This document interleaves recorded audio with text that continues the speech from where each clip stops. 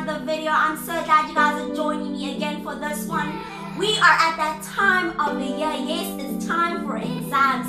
Some of you, not all, are panicking. But don't you worry, because your girl, Miss Kels, has definitely got you. But before we get started, as per usual, don't forget to like, don't forget to subscribe, and also don't forget to comment. Also hit that notification button so that each time I post a video, you know about it. Let's get started.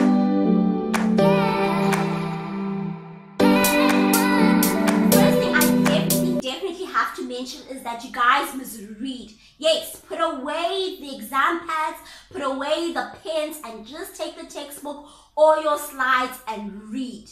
Reading is essential, and I swear to you, your teachers, lecturers have always told you about reading.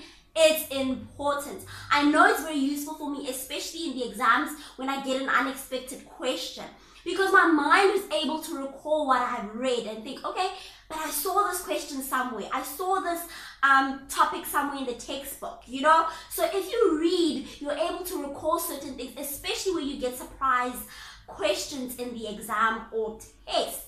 After reading, the next step is to actually write your notes. I know a lot of people have different techniques as to how they go about this, but mine is fairly simple, and I've enjoyed this since high school, and I found it always easy. Plus, I've always still shared it with quite a few people, and they've loved it as well. So, I take a page, right?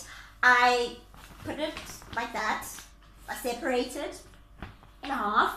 And then on one half, I put the definition of whatever content I'm actually studying. And then on the left side, my left side, I actually put the definition. For instance, I'll put constitutional law on one side and the definition of constitutional law on the other side.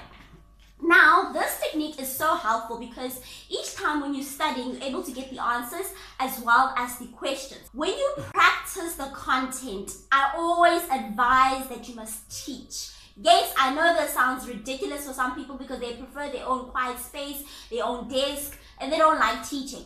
But I know I always like create a pretentious classroom, and I pretend that, hey, they don't know the content, and I actually teach it. Because when you speak something out loud, your retention becomes much more than if you're actually just sitting at a desk and just taking it in, right?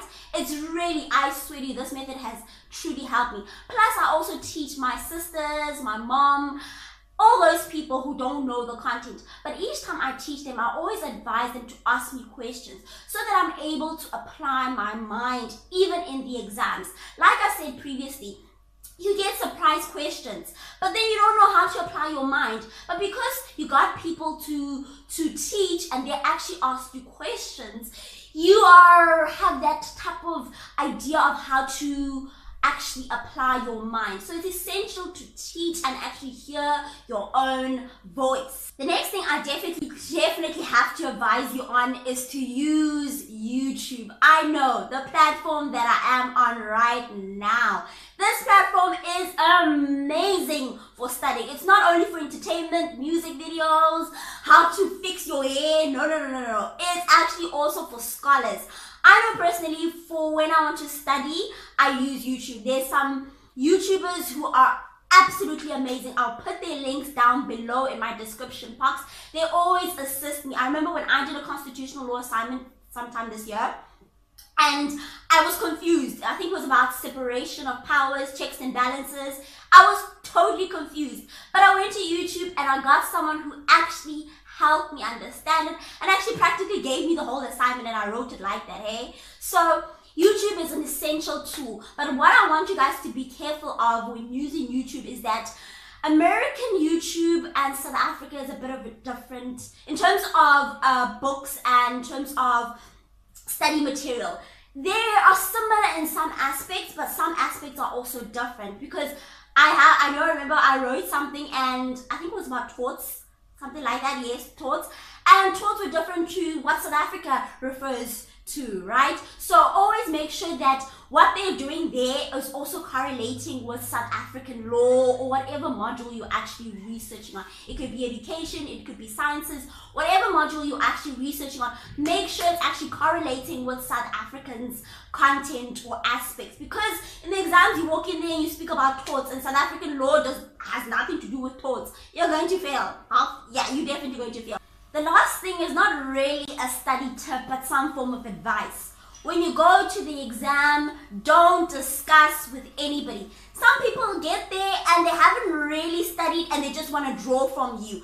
And this is not good because they'll start mentioning things that you didn't even look into and you start panicking. I've had this and it's just a mess.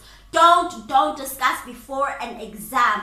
I personally always arrive like 5 minutes before an exam because I don't want anybody to say anything to me. I just want to write and get the exam over and done with.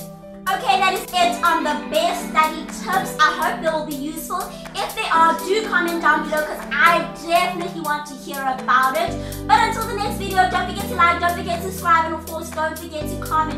Also, hit me on my social media platforms, Facebook, Instagram, I am there. But until the next video, bye.